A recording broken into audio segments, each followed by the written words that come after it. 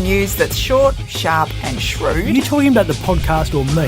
Both. Backhanded compliment. This is Up Late with Ben Harvey. Another close call for McGowan. Almost went into isolation after having beers at Gage Road's Brewery on Friday. Turns out 9 COVID-positive people were at the pub, and the health department's ordering anyone who was there for longer than 2 hours into 7-day quarantine. Mark says he was there for 1 hour and 45 minutes, so got out just in time.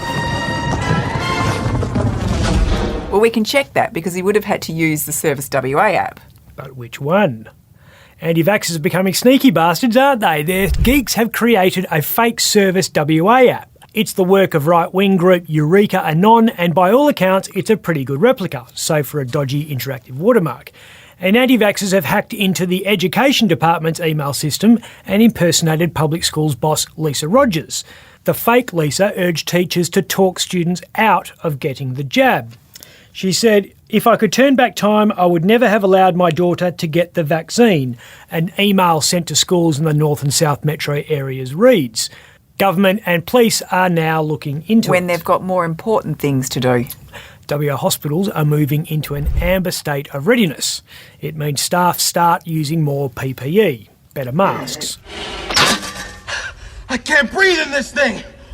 And special types of eye protection. There's something wrong with the goggles though. There'll be an increased screening of patients as they come through EDs and more rigorous PCR testing of staff. After amber comes red, then black. Based on the experience in Victoria and New South Wales, the number of infections in WA will soon double every 3 days. We, as a society, have a choice to make. If we take the red pill and follow in the footsteps of New South Wales, don't really try to stop the spread. Come on, let her rip. The AMA's Mark Duncan-Smith reckons we will find out what happens at Code Black because we will soon be registering 50,000 cases a day. But if we take the blue pill and follow in the footsteps of South Australia by putting in social distancing restrictions once the border comes down, You stay away, I stay away. then we could limit daily cases to 9,000.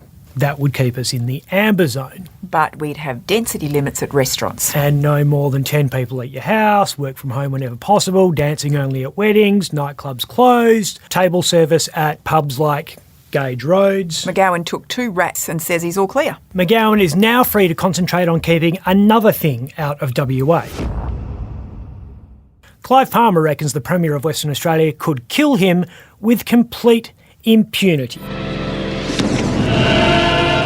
The Queenslander has told the judge hearing the Clive v Mark defamation trial that the licence to kill is enshrined in the Iron Ore Processing Mineralogy Proprietary Limited Agreement Amendment Act 2020, which we know as the law to stop Clive suing us for $30 billion.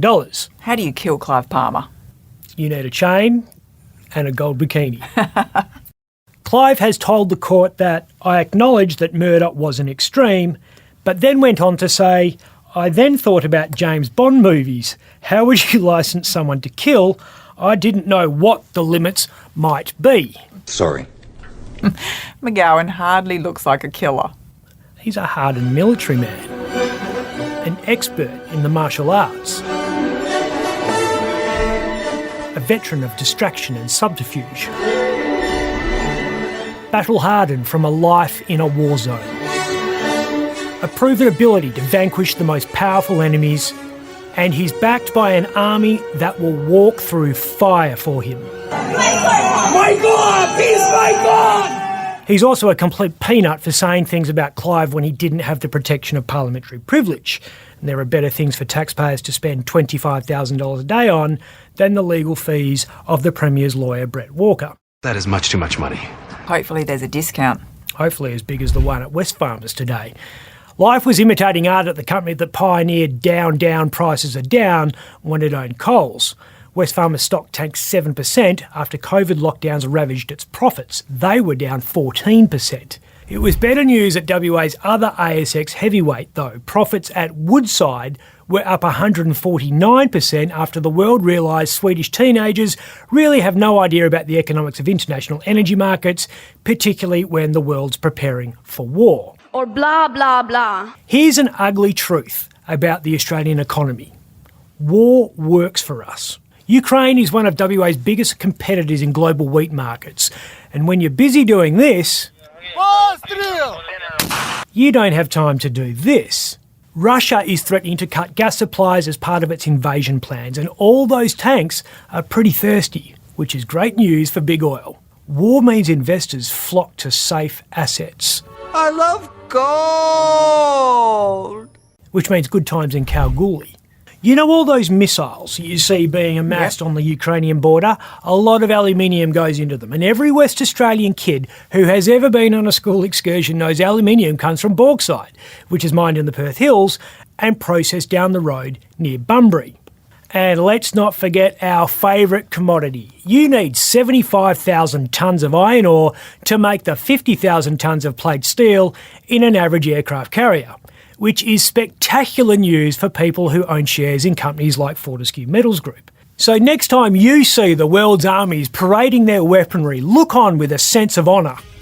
Proud that World War III will be made in WA. Fire in the hole. If you'd like to watch Up Late with me, Ben Harvey, search for The West Australian on YouTube.